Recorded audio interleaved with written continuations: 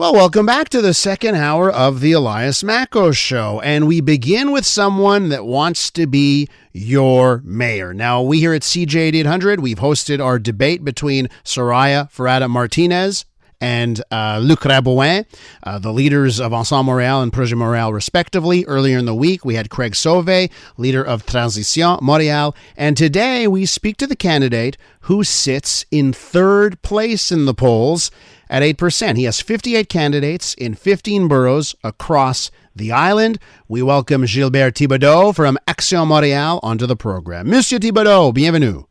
Hey, thanks a lot, Mr. Macos. It's a pleasure, and thanks for the invitation. So one of the things that we've thrown at the other candidates, and we really haven't heard much back, like I've asked the candidates about their big ideas. Like, do you have any big, bold ideas? One thing I want to start with you with is bold ideas, because you have a really interesting idea about Mount Royal, the mountain.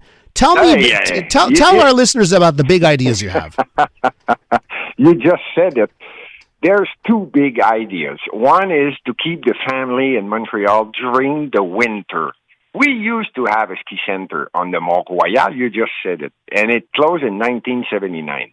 Why don't we open it? This is one of our projects, and it will be open, and the family will have fun to go on the Mont Royal skiing, or you can skate. There's Lac au Castor, and I mean, why don't we use it to make the family happy with the kids during the winter? Because, as you know, we have 4 seasons. We have to push on the winter time. Now, the second big, bold project, maybe you will laugh at it because it took almost, I'm talking about the blue line for the subway. It took almost 30 years to make the 5 new stations. It's not done yet. But we can do faster, and I think it is possible. Now, the second big project that we have is to serve correctly the east side of Montreal. Why don't we put 3 new stations going to the east? It stopped at Honoré-Beaugrand. It should go to Georges V, which is really, really better for everybody on the east side of Montreal who are not well served with the public transport. So this is two. So listen, and I'm thinking about those ideas, bringing skiing back to Mount Royal, metro extension, extending the Green Line. They sound great. They also sound expensive. And I think you're someone that focuses a lot on finances in the city budget. So what do you do to pay for it? Okay, now that's the question. Nobody wants to talk about money. The budget of Montreal is $7.2 billion. It's amazing. Where the hell goes the money? That's the big point. It used to be at the beginning of the 2010, something like that, 21,000 employees in Montreal. Yesterday, during the debate in French, the guy who was asking questions said it is 31,000 now. That means there's 10,000 people who work for Montreal. Where are they? There's no more service. Now, how to make money a little bit to save? Why don't we use the internal people who are inside Montreal instead of asking engineer or whatever committee from outside trying to help the city councilor who are elected because they are supposed to have good ideas. Why don't they talk instead of asking people from outside? Normally, it should be the way. They are coming, most of them, out of Montreal. They don't even live in Montreal, and we pay them a lot of money. So that's one point. Second, don't forget, I'm talking about not the police, not the ambulancier, not the pompier. I'm talking about the big guy. They want big salary. They are nominated by the elected people. That is bad because there's no more service and everything takes a lot of time. Second, administration in Montreal used to cost, before Ensemble Montréal, close to 4% of the budget. Almost. And it's in the budget. Believe me, I read all the budget. That was in 2000, just before Ensemble Montréal. 4%. $299 million to make Montreal happy. You know how much it costs now? First, it's 11% only for the administration. 11% of the budget, which is $815 million. Something is wrong. I'm telling you, something is wrong. It's easy to find the money, but you need somebody who really wants to make a cleanup, because nothing goes good inside Montreal now. But it sounds like you're going to have to pick fights. Like you're going to have to fight against all unions and other people. I'm not talking about unions. You always come back to the unions. No, they are ready to help Montreal. They are good workers, blue collar, white collars, name it, police. Ambulanciers, they all want to help Montreal, but they look up and they say, shit, they don't listen to what we want. Somebody has to listen. First, if you are elected, you're supposed to listen from inside. And by the way, we should use a lot of people inside Montreal. They know the problem. How much do you think you could cut? How much could you cut, by the way? How much money can you think you could cut out of the budget with your strategy? You mean the budget? Let's go for the employees first. It is not cutting. It is just not renewal. The people who are doing almost nothing. That's my opinion. And you say, where do I want to cut? How many? Cannot tell you a number. But for sure, it's going to be close to 4,000, 5,000. It's not to fire people. It's just let them go after the contract is done. All right, because I'm repeating again. I'm talking about the big guys. They call it the consultant or the new committee. It's nomination. This is not good. We should use inside people. They know what's happening. And I'm talking about unions. Exactly. They will be happy because now they are treated like you're nobody, you're doing nothing, just follow what we say, and this is bad. Those people have, most of the time, 15, 20 years of experience. Can we use them? That's all they want.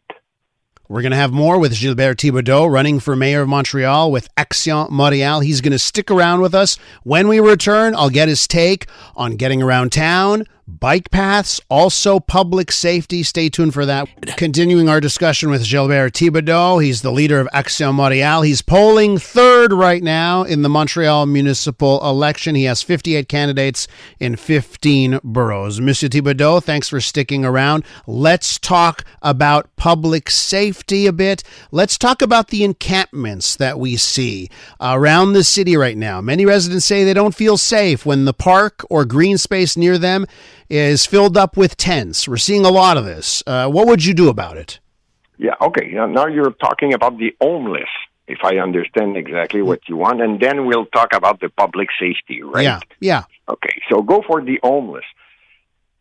L'Office de l'Habitation de Montréal has 21,000 places, logements, and there's more than 4,000 to 5,000. This is not my numbers. This is the number that you probably read it somewhere, and they are not clean. Nobody is in there because nobody can live in there. They don't take care of it, but they pay electricity because of the plumbing during the winter, so they pay for everything. I'm talking about l'Office d'Habitation de Montréal. We have to make a cleanup inside that organization to be sure all the 21,000 places are ready to be for the people who needs it. This is for the logement abordable. Now you talk about the homeless. Montreal owns more than 80 buildings with a lot of place inside. Nobody's using it. I don't know what they're doing. Why don't we use some of them to help the homeless to have a roof over their head, and then follow them and try to make them coming back in the society. Now, it's only, it's too bad they're losing their mind or whatever. Don't say that. Try to make them coming back in the society. There's no following on that. Now, concerning the safety, how about body cam for the police? It's been promised by so many I think Action Montréal and Projet are both promising this, so you're not different. Yeah. Action Montréal. They don't know. They don't even know what the hell they're talking about. They talk good. That's for sure. You're right. They talk. That's all they do. They talk. It's a must, and it should be ready. For the security, I'm talking equally think about that. There's so many bike paths or traffic, everybody who lives in Montreal knows now it's difficult to find our way to get faster somewhere because we are in a bouchon. There's too many cars. There's no place to park. They changed the sense of the streets. Mm-hmm. Now you don't even know if you can get to your place. So are you on the record? Are you on the record and adamant that you're going to remove bike lanes? You're going to get rid of them, not pause things, but actually roll bike lanes back? Oh yeah, that's for sure. What you just said, I'm not sure if I understand, but yes, the bicycle path. Nuisible. I don't know how you say that in English. The ones that get in the way, that are a nuisance? Yeah, for the little streets, commercial streets, they are losing customers because there's no place to park. Secondly, it looks like an improvisation. They just put bike paths everywhere without thinking, hey, if we don't have businesses in Montreal, we're going to lose Montreal. There's not only bicycle. There's so many things. Like I said, police, ambulance, firemen. Just think about that. There's a crime. Name it somewhere. The police cannot get there. 15 seconds too late, somebody's going to die. Now we talk security for the population. I'm not even talking about the firemen. They cannot get to a place there's a fire because there's a lot of traffic on big streets. 15 to 20 seconds too late, somebody's going to die. I understand that. Same thing for many things. Yeah. Now something is wrong. We have to serve everybody. So, Mr. Thibodeau, and I understand that mobility is a very big issue with Montrealers. But if we keep adding thousands and thousands and thousands of new cars to the roads every year, traffic is only going to get worse. So, do you have a plan that can remove some cars from the roads? Yes, that's for sure. We were talking about the STM transport, public transport. Has to be in shape, has to be intelligent the way they do it. I was talking about the green line. Why don't we do it? Or why don't the blue line is not done yet? It's almost 30 years. Why don't we put the priority at the good place? Second, why don't we put parkings around the subway? People will think about it and they're going to say, shit, I'm going to try the subway because there's a place to park my car, and I'm going to use the transport, public transport in Montreal. Why don't we try to make parkings, to make the people think about it? Say, shit, I'm going to park my car, I'm going to use the subway, maybe it's faster. We have to make the people think. You cannot say to the people, I will impose you what I think. No, this is not the way to serve. Mr. If Thibodeau? I want to serve you correctly, I'm going to try to make you think. And then, you're right. Maybe with the time, people will stop using their car in Montreal because they are well served with the public transportation and the subway, evidently. Mr. Thibodeau, in the 1 minute I have left, I do want to give you an opportunity here to make a final case for your campaign, like someone who is undecided, someone who doesn't know who they're voting for. Why should an undecided voter choose you? Because nothing changed for the last 30 years. Everything cost expensive. We want to cut the vignette, the price of the vignette. We want to cut the price of the parcomètre because I need little business everywhere in Montreal. And the last thing is, try me. You'll see in 4 years, you'll be happy. Something happened finally. Gilbert Thibodeau is the leader of Action Montréal. He's got 58 candidates in 15 boroughs. Mr. Thibodeau, thank you so much for your time this morning. Thanks a lot, Mr. Macos. It was a pleasure, and thanks a lot for the invitation. You're welcome. Absolutely. So there you have it. Gilbert Thibodeau right there. Let me know what you think of our discussion with him and the discussion we've had with all the candidates. Just one little note.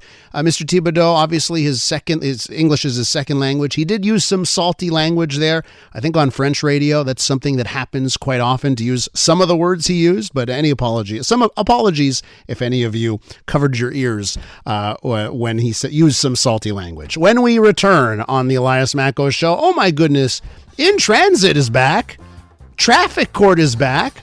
We haven't even talked about it this morning. Your chance to call in and make your case on recent tickets you've received. That's coming up.